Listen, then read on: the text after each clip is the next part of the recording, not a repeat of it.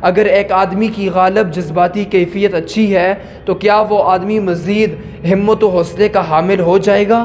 جی بالکل، یہ ہمارے خوف میں کمی کرے گا اور ہمیں ہمت دے گا۔ یہ براہ راست اس بات پر اثر انداز ہوتا ہے کہ ہم کتنے دولت مند بن سکتے ہیں۔ دولت مند بننے کے لیے حوصلہ اور بڑے فیصلے کرنے کی ضرورت ہوتی ہے اور سوچے سمجھے خطرات مول لینے پڑتے ہیں۔ اگر آپ نے مالی اور معاشی آسودگی کے تمام اہداف حاصل کر لیے ہیں لیکن آپ کی جذباتی کیفیت ہر وقت قابل رحم ہے تو ایسی دولت کا کیا فائدہ؟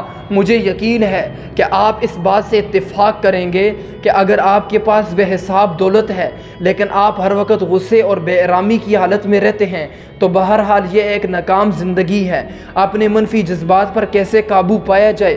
جب بھی آپ منفی جذبات محسوس کریں تو سب سے پہلے اس وجہ کو تلاش کرنا چاہیے جس کی وجہ سے آپ اس جذبے کو محسوس کر رہے ہیں۔ اپنے آپ سے پوچھئے کہ میرے لیے اس کا کیا مطلب ہے؟ کیا اس چیز کا میرے لیے کوئی اور مطلب بھی ہو سکتا ہے؟ ایک لمحے کو سوچئے کہ شاید دوسرا شخص مجھے نقصان نہیں پہنچانا چاہتا بلکہ وہ خود کسی مشکل کا شکار ہے۔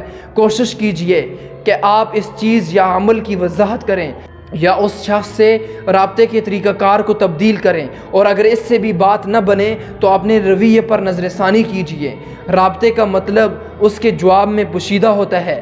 NLP کا بنیادی اصول: کیا آپ نے کچھ ایسا کیا یا کہا جس کی وجہ سے دوسرے شخص نے آپ سے کوئی بری بات کہی؟ اگر کچھ اور نہیں تو یاد رکھیے کہ زندگی میں ہر چیز کا مطلب وہی ہوتا ہے جو مطلب آپ اسے دیتے ہیں۔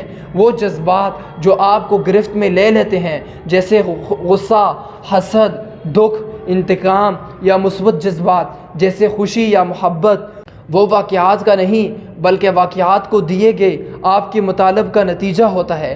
آپ انہیں ایسا مطلب دیں جو آپ کو طاقت دے بجائے ایسا مطلب دینے کے جو آپ کو بے بس کر دے۔ جب کوئی شخص اداس یا پریشان ہوتا ہے تو اسے خود پر قابو پانے کے لیے ادویات کا استعمال کرنا پڑتا ہے جس سے پیدا ہونے والی کیمیائی تبدیلی دماغی حالت میں بہتری کا سبب تو بنتی ہے، لیکن ہم چاہتے ہیں کہ آپ اس قابل ہوں کہ اپنے سوچنے، یقین کرنے اور عمل کرنے کے طریقے کو خود بدل سکیں۔ یاد رکھیے، اگر باقی چیزیں تبدیل نہ ہوں تو ادویات کے باوجود آپ ایک بار خود کو اپنی منفی سوچوں میں گرفتار پائیں گے۔